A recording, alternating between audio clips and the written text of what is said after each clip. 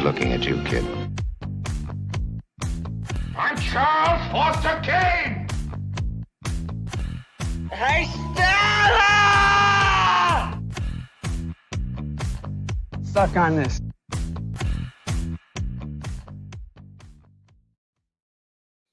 What is happening, everybody? James Hancock here. Today, I am joined by filmmaker Benjamin Hinz to discuss his new animated short film, Dead Astronaut, the Swan and the Crab, the sequel to his earlier short film, Dead Astronaut. And at the end of this video, we'll be sharing the new short in full, and I'll include a link to the original film down in the description below, so you don't miss the character's, essential origin story. In any case, let's just start with the basics. Who is Benjamin Hinz? Tell us a little bit about your background and animation. All right. Well, thanks for having me, James. My name is Ben. I am 42 years young, lifetime resident of Eau Claire, Wisconsin. Nearly. I guess we moved here when I was like 3 or something. Doesn't matter. So like most of us, I grew up enjoying cartoons quite a bit. And then I really started studying and creating them in earnest in college, which I started in 2020. Great decision, me. Or rather, great timing, me. Yeah. Life's what happens while we're busy planning for it. Yeah, exactly. But, on the upside, like, classes got moved to remote for like a year and a half or 2 years. And so my whole life, aside from eating and sleeping, was based out of the back room of my garage, which opened into the yard because we had just got a very high energy puppy the day before lockdown. So let's just say it was probably difficult for him to understand the conditions on the ground at that time. Yeah, I mean, the poor dog didn't get to meet like anybody who didn't live in the house or any other dogs. I think she's still pretty emotionally stunted, but my life was schoolwork, cartoons, and the dog in the yard for a good year. My temperature tolerance grew massively, so that was the one advantage. Now, remind me, when did you and I first interact? Because I can't remember what came first. Did I reach out to you about licensing the original Dead Astronaut to be on this channel, or had we already met beforehand? Well, wind the clock back. When did we first encounter one another? Luckily, I just I just told this story for somebody else, so I think I've got all the bugs worked out. I had made the first Dead Astronaut episode with a friend of mine in the hopes that would push me over the edge into the animation program at Stout. Gotcha. And I was really enjoying the Wrong Reel audio podcast at the time. And I liked that you pulled no punches. And so I was like, well, if you don't ask, you'll never receive, right? So I sent you a link to the movie and an email and was just like, hey, I enjoy your podcast. Like, I made this. I'd like to hear what you think of it. Because you don't know me from Adam, like I assumed you'd be pretty honest and forthright about it. And like, that was my first work in animation.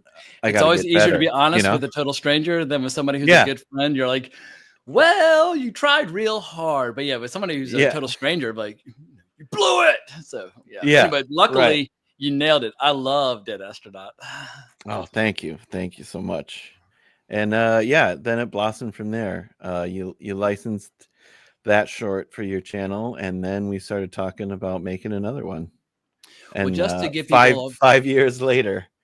Yeah, well, obviously a lot of other things are going on at the same time. I'm just thrilled that the short's finally here and we finally get a chance to share it. But just to give people an idea of why I got interested in Dead Astronaut in the first place, I'm a big fan of, if you can tell the story with pictures instead of words, great. And if you can basically give us an entire origin story in 20 seconds without a word of dialogue, just through visuals, then I'm immediately going to perk up and take notice. So here's the initial sequence from Dead Astronaut that impressed me so intensely.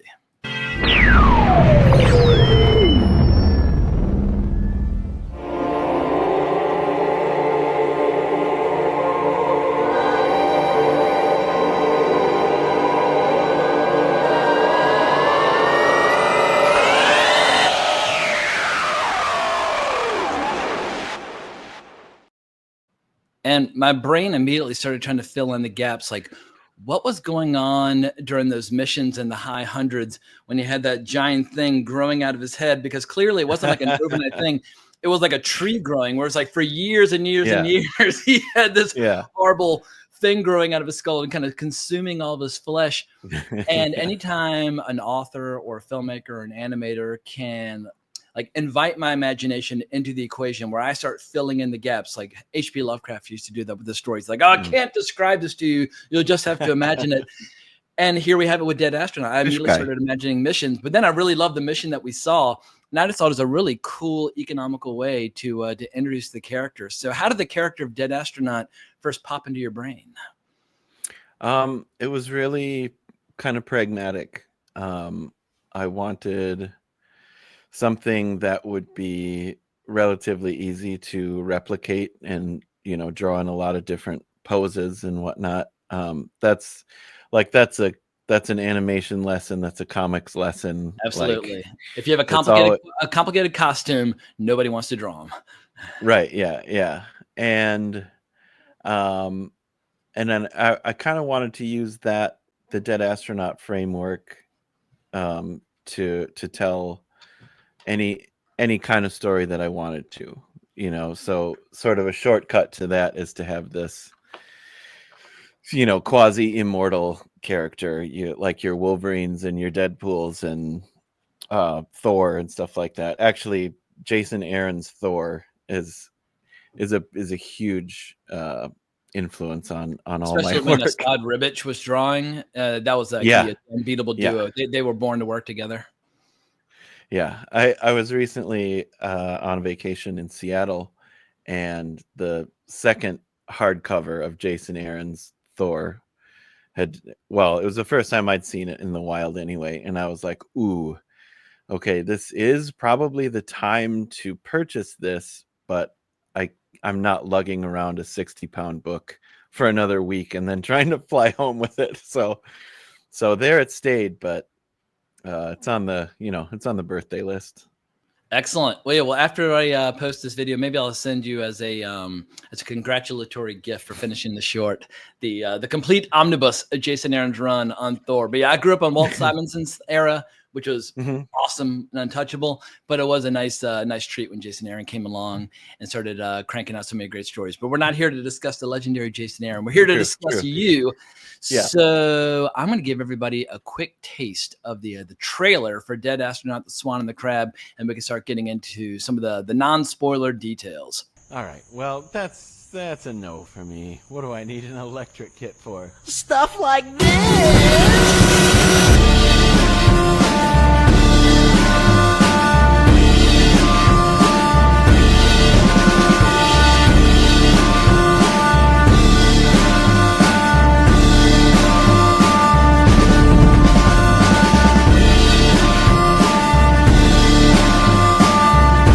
You're eating guys? And ladies? Yeah, guys and ladies.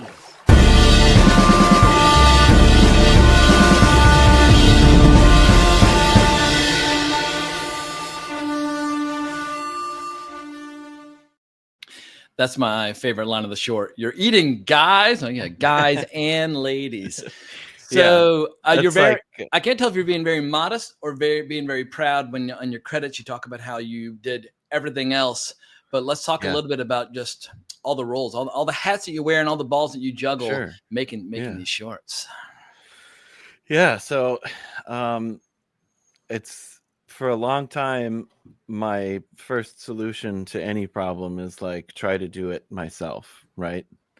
And so often, you know, when there's no money or there's a little money, that's also usually maybe not the most effective solution, but it's the most realistic, right? It's the John Carpenter solution. Yeah, in his early movies, he had no money, so he just would compose the score and edit the movie, and he'd do everything.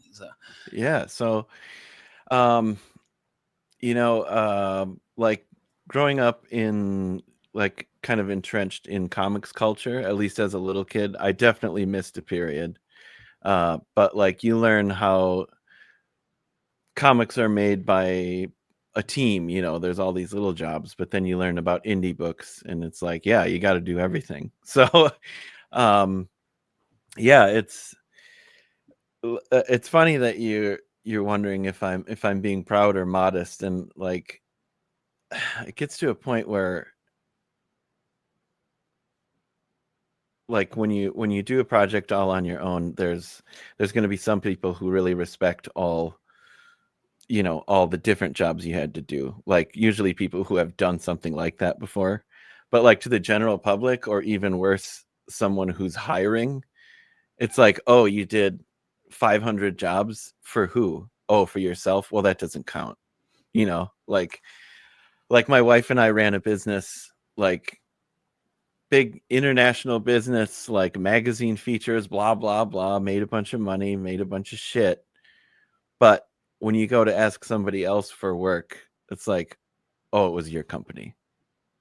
Of course, he had to. Who Yeah, cares? it's interesting how there's a stigma surrounding being a self-starter, but when you look at any Yeah. successful filmmaker or successful comic book creator or video game developer, nearly always they start out working for themselves. I mean, Stanley Yeah. Kubrick was a freelance photographer working for Look magazine before he started financing his own short films. Like, oh, Kubrick, financing your own Yeah. short films, I guess you're going to be Wanka. a failure. Yeah. Yeah. I guess maybe you don't actually want a creator when you're looking to hire drones. Yeah. So, If you're looking to hire one of the hybrids or androids or synths or whatever from the new show Alien Earth, which we were discussing. yeah, Right before I'm we not started sure which recording. is which still. But Yeah, there are three kinds. One is a cyborg, a human with robotic parts. Another is a synth, like the androids that we've seen in the previous Aliens movies. And the new one is a human consciousness inside of a synthetic being. So hybrid. Yeah. yeah.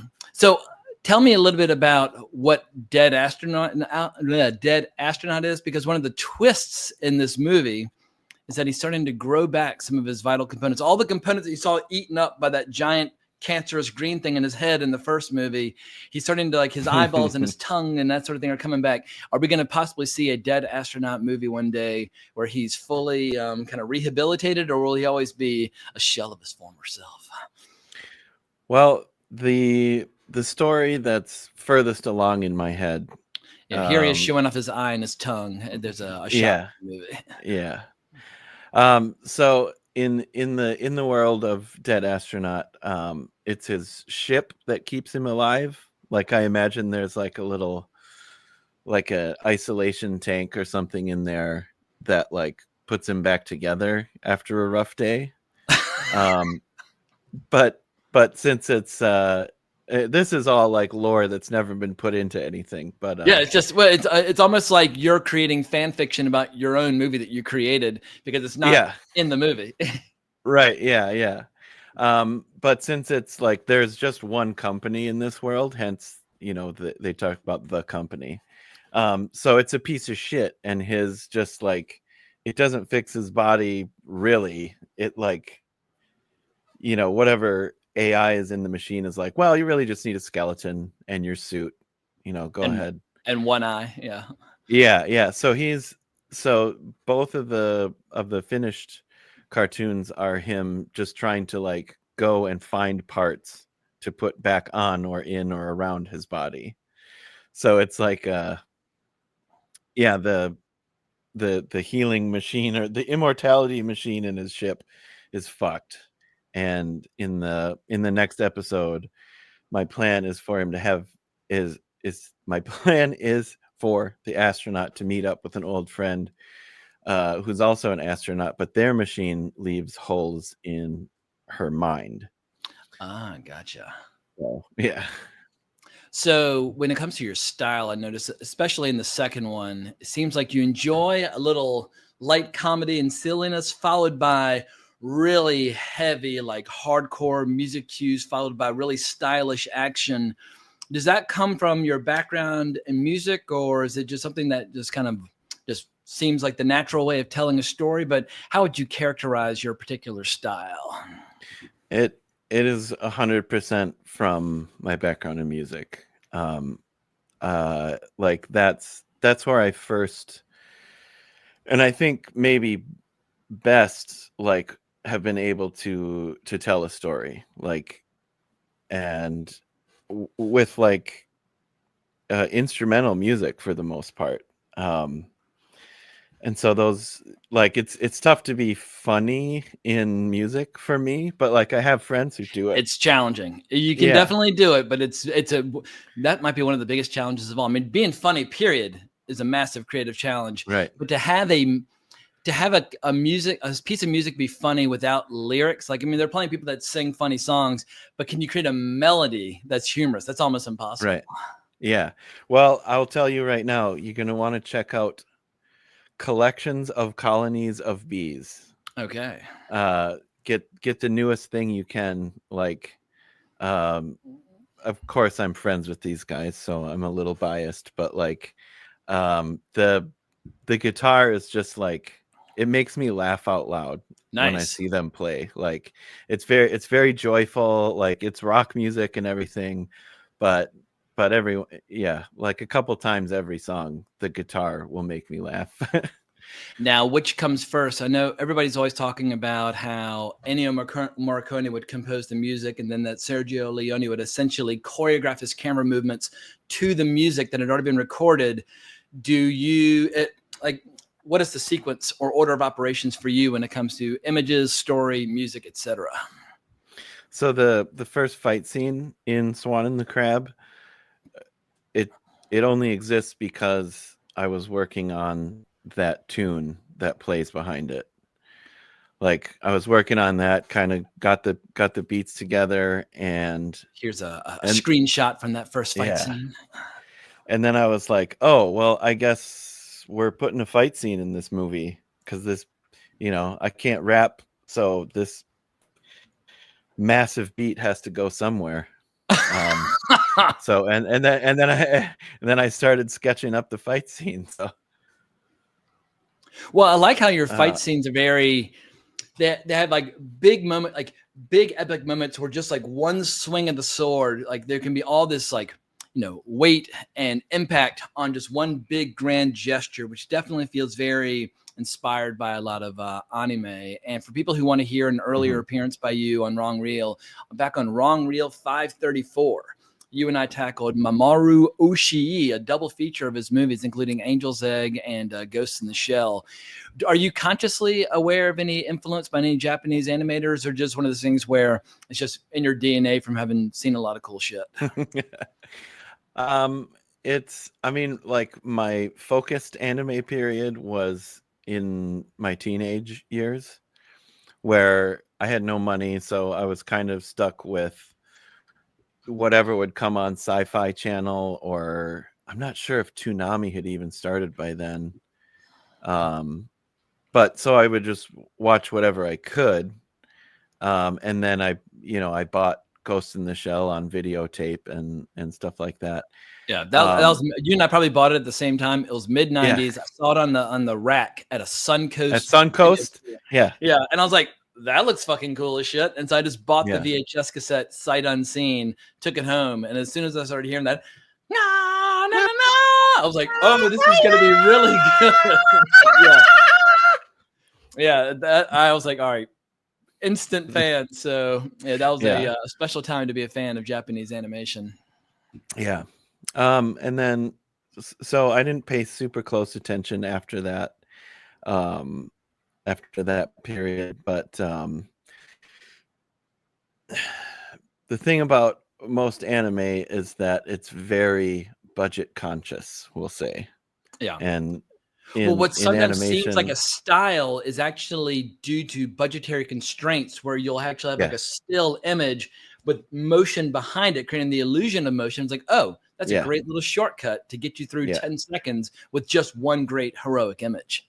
Yeah. Or what do they call those shots in movies like The Professional, where they call them like postcard shots, where they'll cut away to an incredibly elaborately hand-drawn illustration where they'll kind of zoom in on it. I think they call them postcard shots, but you'll see it a lot in Golgo 13, The Professional, where they'll just cut away to a still, which looks like it would be coming from a manga as opposed to being an animation, but it totally works. Yeah. I'm a huge fan of animation cheats.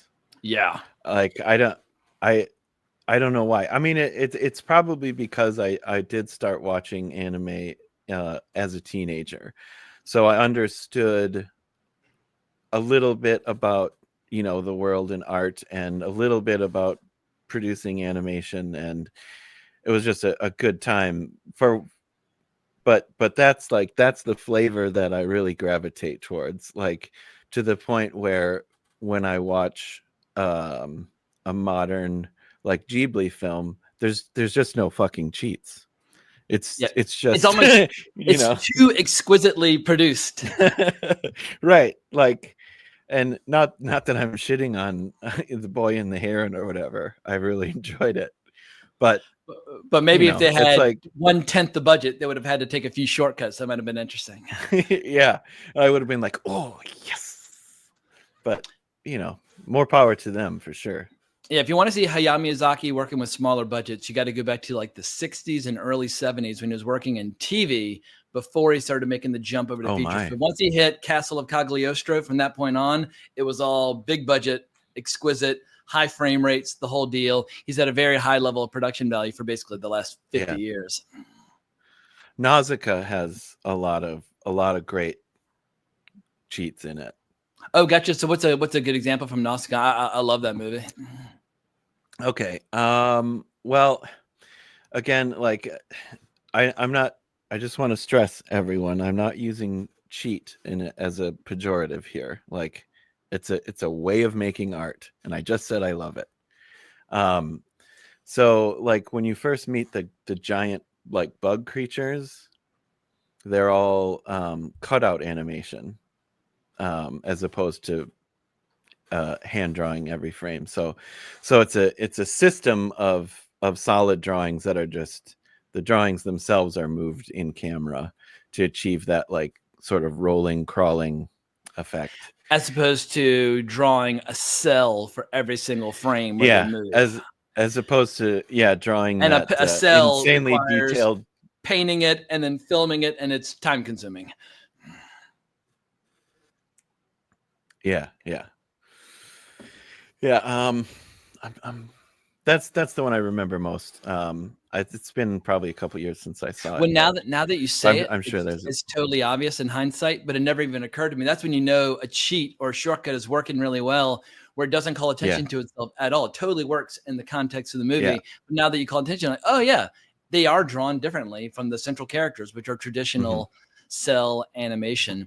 But let's talk about your philosophy when it comes to short films, because your first short film for Dead Astronaut, if memory serves, there's no dialogue, spoken dialogue, whereas the second one has bits and comedy, and that's sort of thing. Let's talk about your buddy Mac Hastings and just your philosophy towards how long does a story need to be before a dialogue is a necessary component.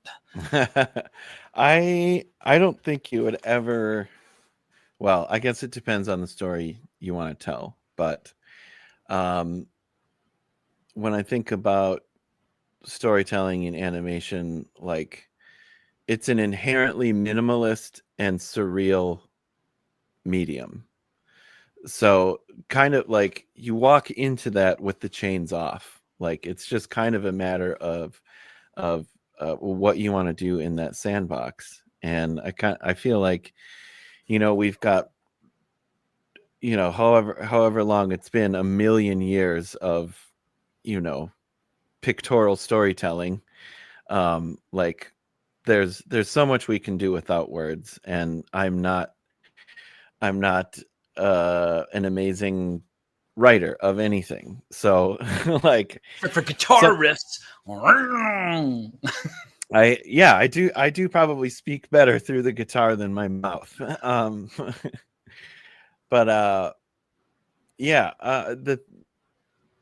the reason there's a couple of reasons that I really wanted to have dialogue in the second, which was A, for comedy, B, because there wasn't any in the first episode, and so many animated shorts have no dialogue.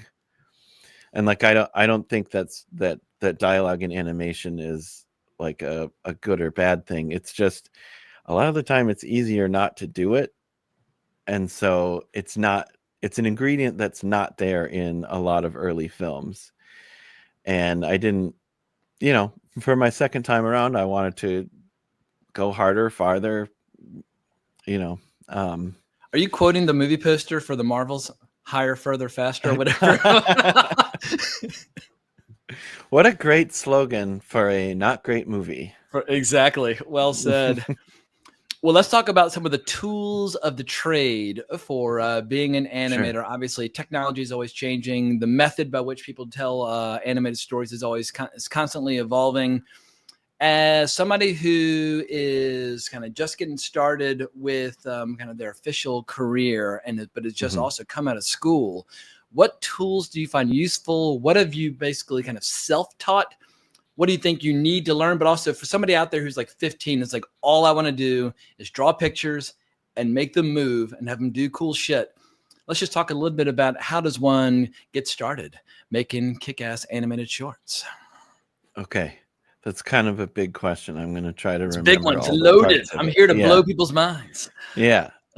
For starting, as a youngster, I think Clip Studio Paint has some animation capabilities.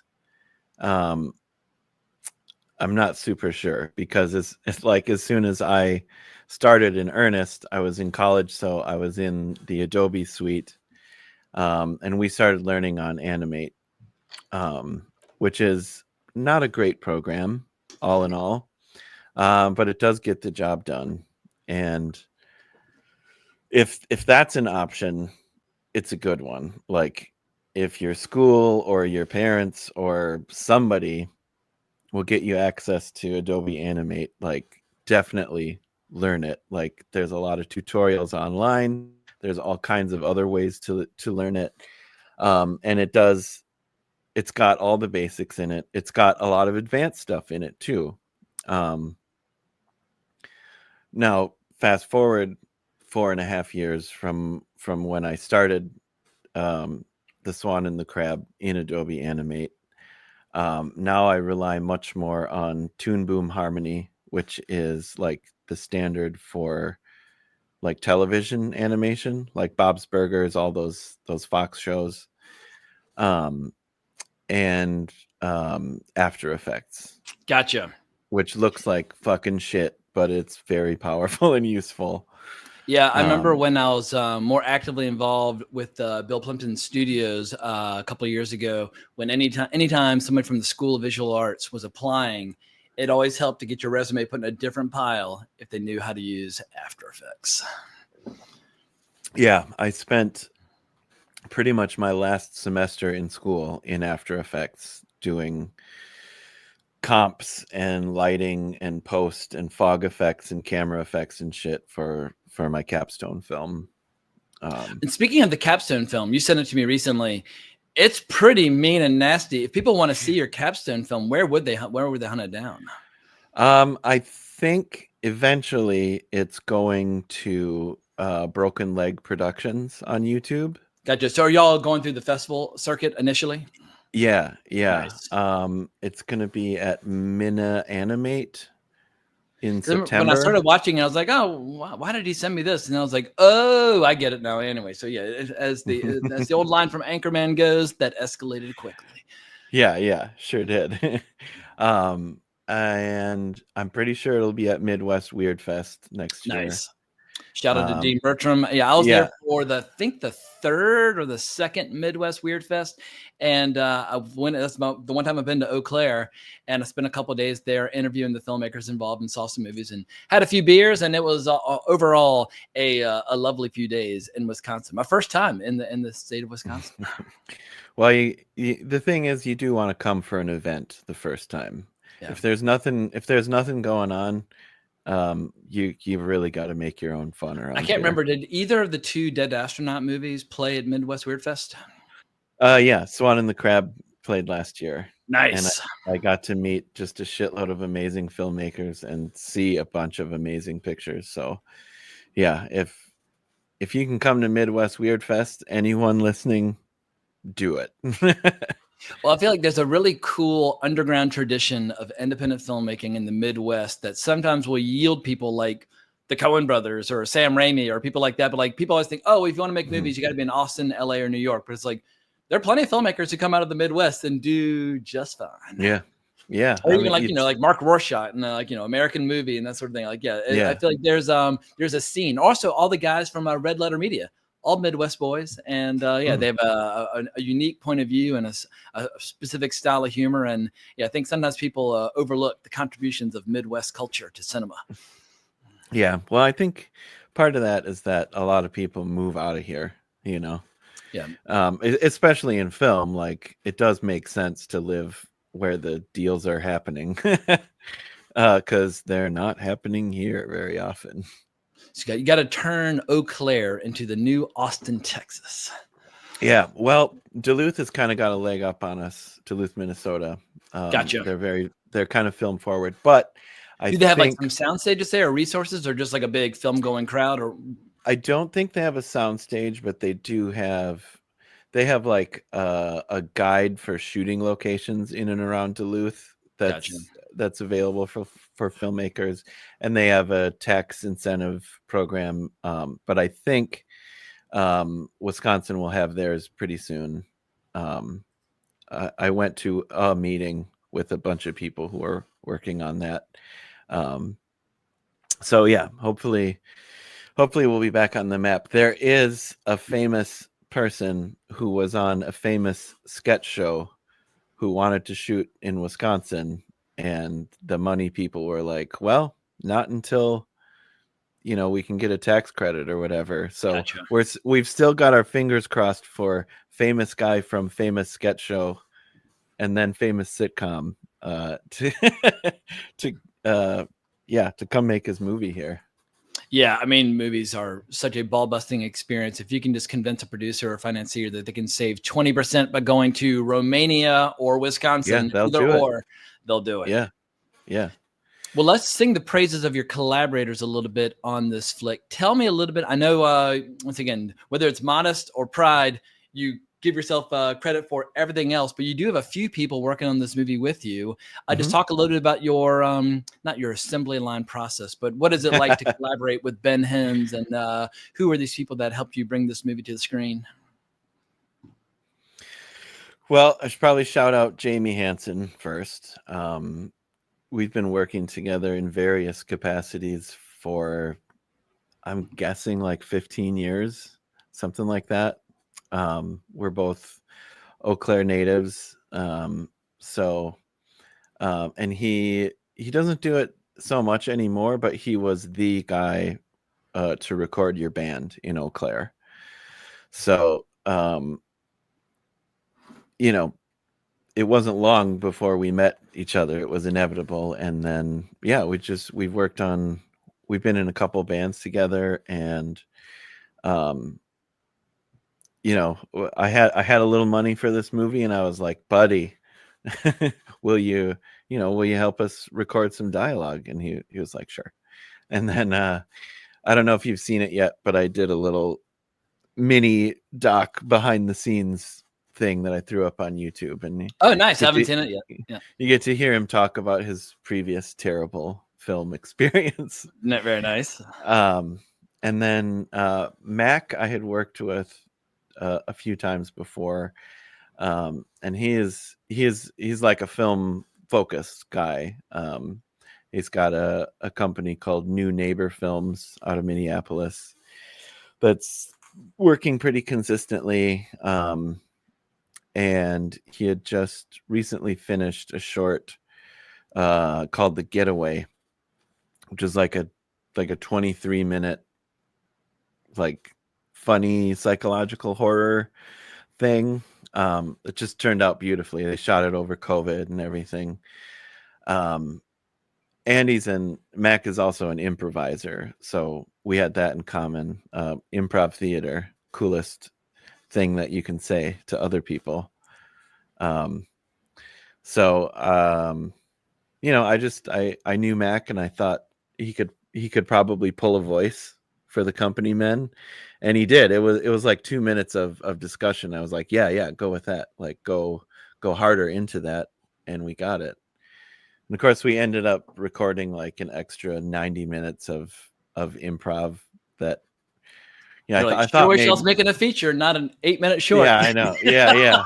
And I was hoping I could integrate it, but like we started in that world, and by the end of it, we were so far off character and stuff like that. So it's just kind of a fun little bit of audio for me at this point. Well, you can release that as a supplementary feature later on down the road when Criterion Collection releases a Blu-ray of all your short films in one spot. Yeah, right. Fingers Quick crossed. question. When it comes to animation, and this is going to sound like a very elementary kind of almost juvenile question, but there are certain moments in the short that are flashy, that look kind of hard to animate, but some that are very subtle that look really hard to animate. Now, so I was rewatching it this morning. There's a moment where the dead astronaut is just coiling a little rope and he's having his battle with the company men. Is that hard as fuck to do? I mean, there's so much fluidity, and it's almost like a certain level of realism. It almost looks like you might have been like using like some rotoscoping for that. How was that one little effect achieved? Yeah, there's a few rotoscope shots in the short, and that is one of them. Gotcha. Okay. I was Going just full Ralph like, back to you. I approve. yeah, and I was like the body motion is one thing. Like, I probably could have figured out on paper or whatever, or in animate, like a motion that would look good enough for coiling up the cable. But like, I don't have the capacity to imagine the physics of a fucking rope being rolled up and growing shorter the right amount every time and blah blah blah blah blah. So in the back room of my garage, I just picked up a cable, turned on the camera, and I did exactly what he's doing. Now the trick, the hardest part of that, aside from drawing the frames, is that the astronaut is much thinner than I am. He's lean, So bony, yeah, bony Maroni. So I was like, I made little circles for like joints and stuff, and kind of animated those first, and then kind of improvised the body lines in between. And like in that shot, his chest is much broader than in the rest of the short, because like that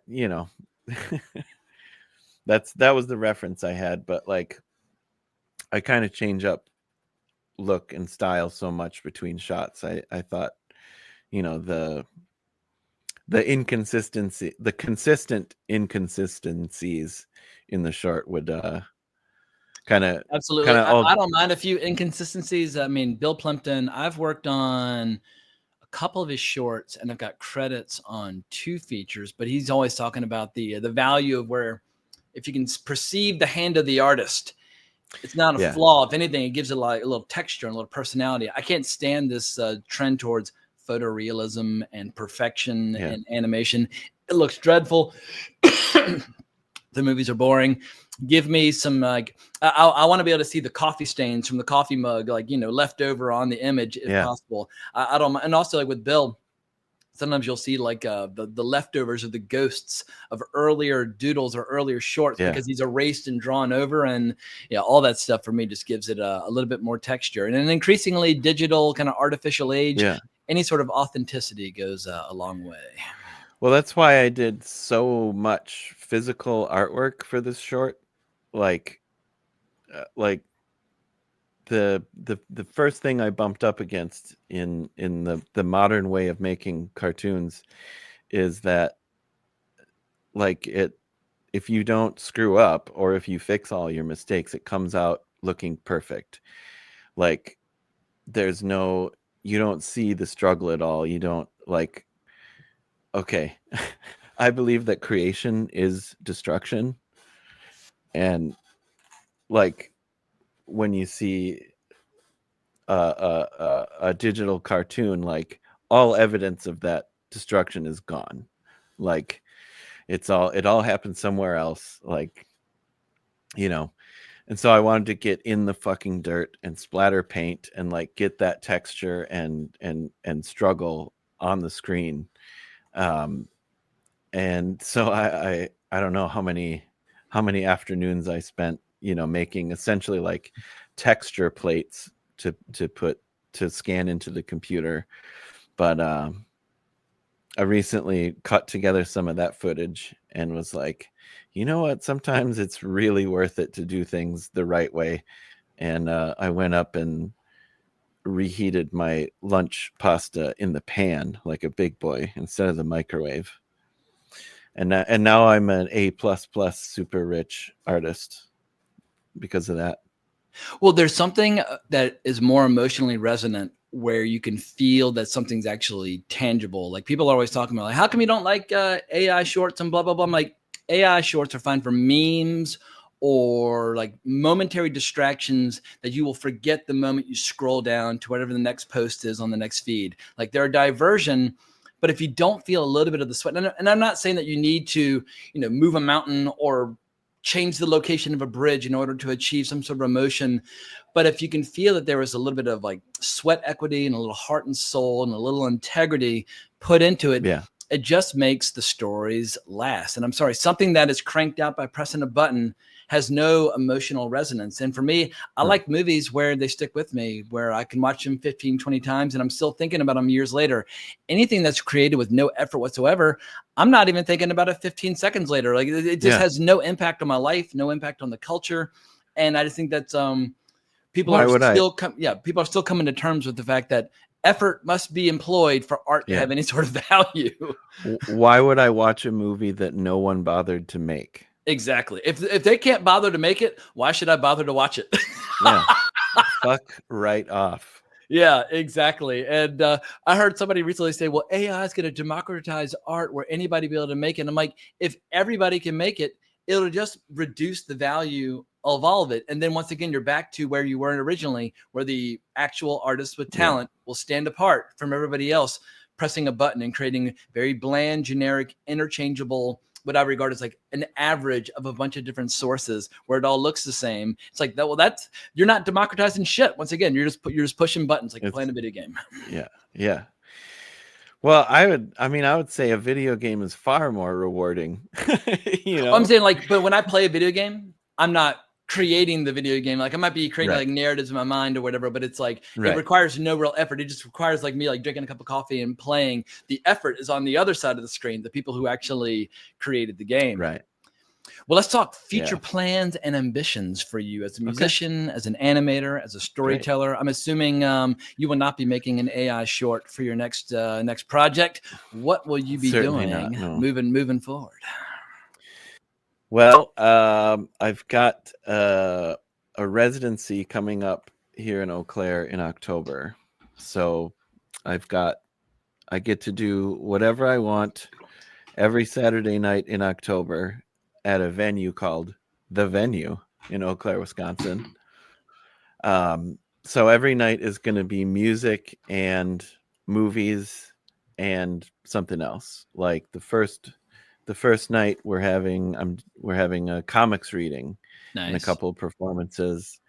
I haven't scheduled all the movies yet, but so yeah, we'll be showing Dead Astronauts, Vora, the capstone film, another short called Jillian Juno that sort of our homies from our capstone class made. And like I did an alternate score for, or maybe it didn't have a score anyway, for The Great Train Robbery, a Thomas Edison film.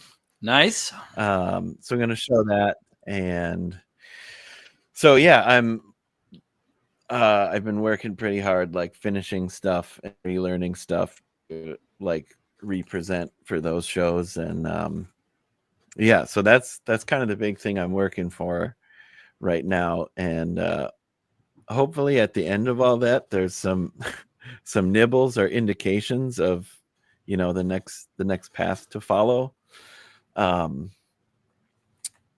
There's a few comics ideas that have been percolating that I really want to get out. It's kind of about juggling, the time and responsibilities and stuff like that. But they're probably the thing that's furthest along in in at least planning is like the next Dead Astronaut chapter. Nice. Well, I know a Yeah. guy who occasionally likes to invest in animated shorts, and I hope you'll keep me in mind as you start looking for people You to bet. back the flick. You bet. Fantastic. Well, speaking of Dead Astronaut, now is the moment of truth. Make the pitch. I don't know if you've mastered the art of the pitch yet for your upcoming Hollywood career, but tell everybody what they're about to see, as little or as much as you like, when it comes to Dead Astronaut, The Swan and the Crab. Okay. I just revised this, I think, for maybe the YouTube listing the other day. The astronaut wants to put himself back together, and everyone on this planet sucks. All right. Short and sweet. On IMDb, it's slightly different. Is a skeletal astronaut searches for replacement body parts and encounters the true horrors of space, slimy businessmen, and a giant crab monster. And I must say, the introduction of Crabula is one of my favorite moments that I've seen in your work. It's a so crowd far. pleaser. It's a crowd pleaser. Cool. Well, we're gonna cut to the short in a sec. But last thing, where can people find your work online? Where can people back your work? Where can people support your endeavors? Now's the time to plug and promote all the various spots where people can find you online. Okay. Everything official will be on loud-arts.com. And for day-to-day nonsense and easy communication, I am at Supreme Commander on Instagram. You and the Cobra Commander will have to eventually have a battle to the death for who deserves the more lofty title. You can tell I got to Instagram early. Like, I Yeah. didn't have to put any numbers in or anything. Very nice. Well, cool. Well, Ben, as always, it's a pleasure talking flicks with you. Let's definitely find a topic at some point down the road where we can just do a YouTube kind of discussion about some animation that you like. But without further delay or ado, or wherever the expression goes, here we go with Dead Astronaut 2. Hey, everybody. One last thing, which I forgot to mention while talking to Ben, but I need to offer one word of caution before you start the short. When it comes to music, Ben likes to let it rip, and he does so several times in the short. So if you're wearing headphones or AirPods or whatever, and you want to avoid bleeding from your eardrums, now's the time to lower the volume on your video, and then you can always adjust accordingly along the way. But with that out of the way, please enjoy Dead Astronaut, The Swan and the Crab.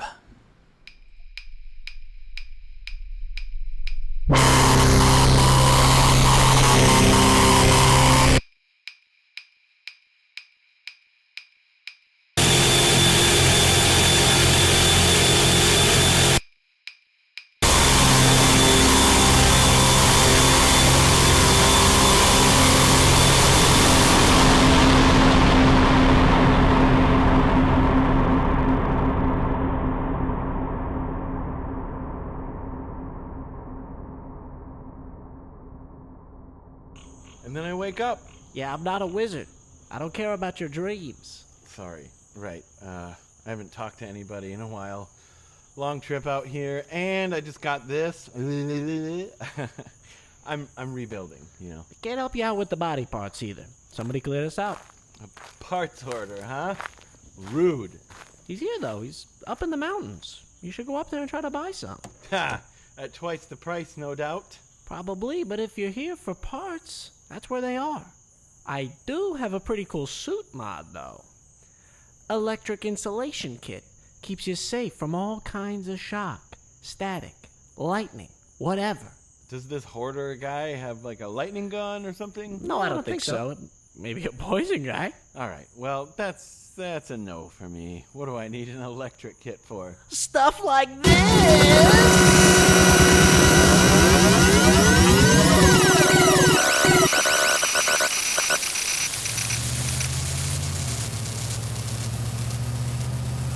Oh, come on. You sucker! I thought you astronauts were clever. Some eternal space warrior you turned out to be.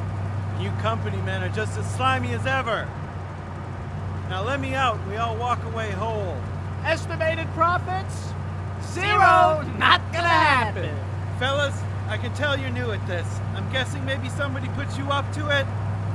Maybe I can help you out of a jam instead of beating you up and blasting the off this rock. Just relax, Boatman. The buzzer is designed to fry your smart suit. We're miles away from your ship, and my man here has your sword. But hey, You're gonna get to meet the parts hoarder in a minute.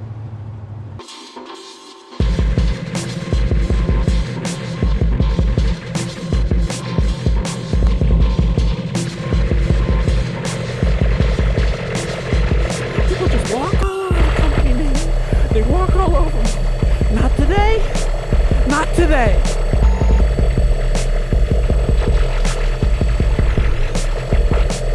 The company man has been training, motherfucker. He's been practicing his moves. The company man draws a line in the sand. You son of a an astronaut, I still got your sword. That's me, sword guy.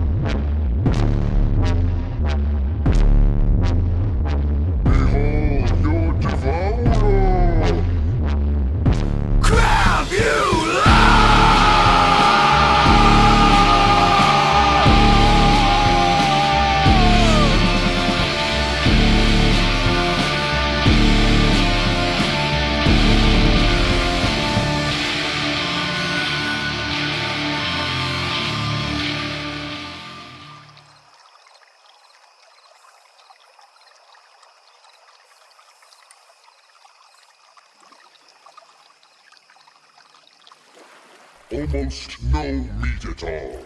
I shan't pay you a penny for this one. Pretty bony, but you said you wanted astronauts. Not dead astronauts, you inbred sons of pigs. I hunger.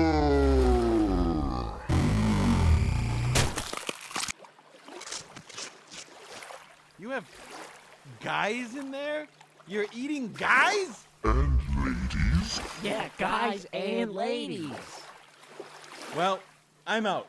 You're horrible, and the company is gonna spank you all like the horrible little shits you are. Bone Man, do you think I fear the company? I, Crabula, the Fist of Oblivion?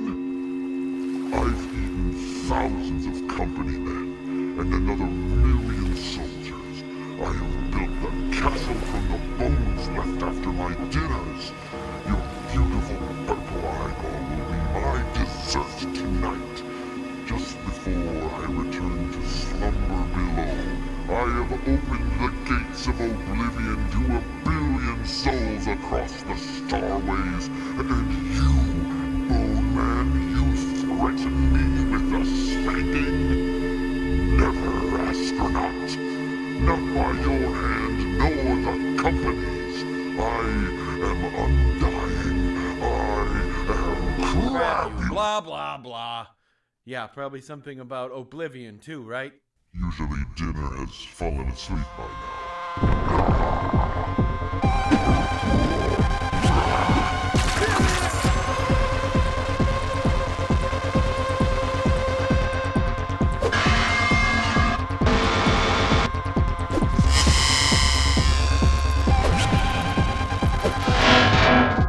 Oblivion awaits, Bone Man.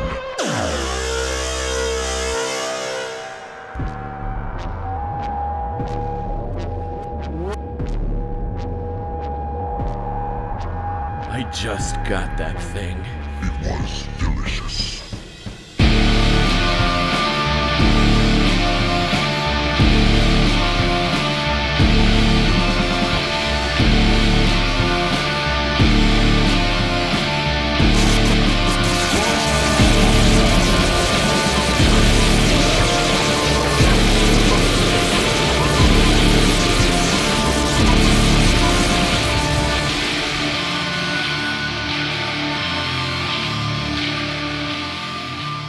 Hey, Hey. I need a ride, company man.